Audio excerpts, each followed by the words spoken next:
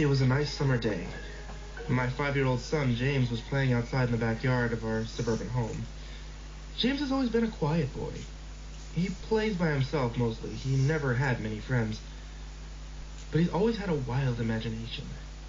I was in the kitchen feeding our dog Fido when I heard what sounded like James talking to someone in the backyard. I'm not sure who it could be that he was talking to. Could he have finally made a friend? Being a single dad, it's hard for me to always keep an eye on my son, so I decided to go outside and check on him. When I went out into the backyard, I was a bit confused because James was the only person back there. Was he talking to himself? I could have sworn I heard another voice. "James, it's time to come inside," I called out to him. He came inside and sat down at the kitchen table. It was about lunchtime, so I decided to make him a turkey sandwich. "James, who are you talking to out there?" I asked. James looked up for a moment. "I was playing with my new friend," he said, smiling. I poured some milk and continued to pry, as any good father would. "Does your friend have a name? Why didn't you, ask him to have lunch with us?" I asked. James stared at me for a moment before replying. "His name is Laughing Jack." I was a bit taken aback by what he said. "Oh? That's a strange name. What did your friend look like?" I asked, a bit confused. "He's a clown. He has long hair and a big swirly cone nose. He's got long arms and baggy pants with striped socks. He always smiles." I realized my son was talking about an imaginary friend. I suppose it was normal for kids his age to have imaginary friends, especially when he has no real kids to play with. Probably just a phase. The rest of the day went as usual, and it was starting to get late, so I put James to bed, tucked him in, gave him a kiss, and made sure to turn on his nightlight before I closed the door. I was pretty tired myself, so I decided to go to bed not long after. I had an awful nightmare. It was dark. I was in some kind of a run-down amusement park. I was scared, running through an endless field of empty tents, broken down rides, and abandoned game huts. The whole place had a horrible look to it. Everything was black and white. The prized stuffed animals all hung from nooses in the game huts, all with sick grins stitched into their faces. It felt like the whole park was looking at me, even though there wasn't any living thing in sight.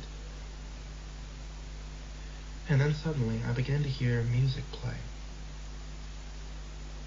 The sounds of Pop Goes the Weasel being played on a squeak box echoed through the park. It was hypnotizing.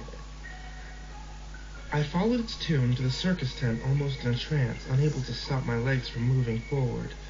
It was pitch black. The only light came from a single spotlight shining on the center of the big top. As I walked towards the light, the music slowed down. I found myself singing along, unable to stop. All around the mulberry bush, the monkey chased the weasel. The monkey thought 'twas all in fun. The music stopped right before its climax. And suddenly, the light shot on. The intensity of the light was practically blinding. All I could see was a small dark silhouette shuffle towards me. Then another one appeared. And another. And another. There was a dozen of them, all coming towards me. I couldn't move. My legs were frozen, and all I could do was watch as the haunting figures drew near me. As they got closer, I could see they were children. As I looked at each one, I noticed that they were all horribly disfigured and mutilated. Some had cuts all over their bodies, others were severely burned, and others were missing limbs, even eyes. The children enveloped me, clawing at my flesh, dragging me to the ground, and tearing inside me. As the children tore me apart, and I faded away, all I could hear was laughter. Horrible, evil, awful laughter.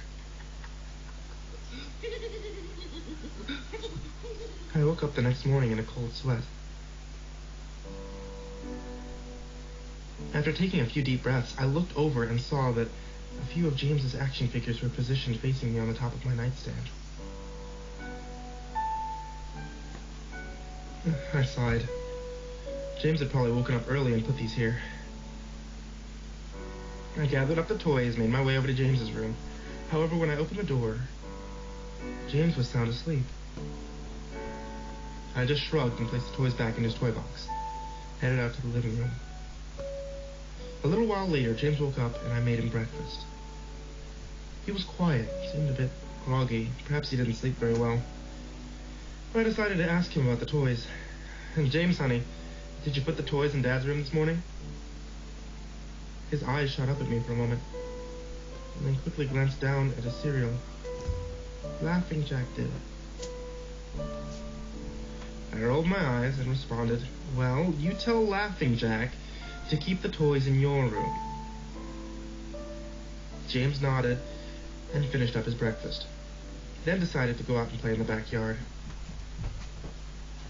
I went to relax in the living room and must have dozed off because I woke up a couple hours later. Shit! I need to go check on James. I was a bit worried that it had been over 2 hours and I hadn't checked on him. I stepped out into the backyard, but James wasn't there anymore. Oh, I was getting nervous, so I called him out. James! James, where are you? Just then, I heard a giggle coming from the front yard. I rushed to the gate and around the front of the house. James was sitting on the sidewalk. I breathed a sigh of relief and walked over to him.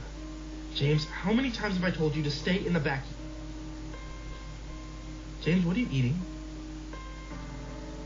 James looked up at me and then reached into his pocket and pulled out a handful of hard candies in all colors.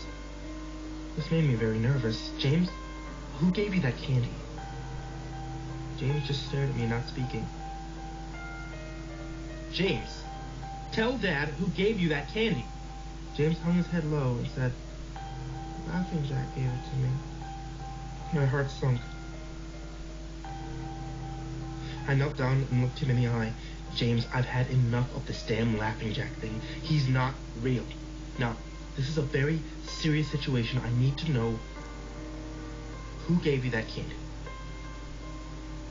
I could see my son's eyes tearing up. But Dad, Laughing Jack did give me the candy. I closed my eyes and took a deep breath. James had never lied to me, but what he's telling me is impossible. I made him spit out the candy and throw the rest away. James appeared to be fine. Maybe I'm just overreacting. After all, he could have gotten it from Tom and Linda next door. Or Mr. Walker down the street.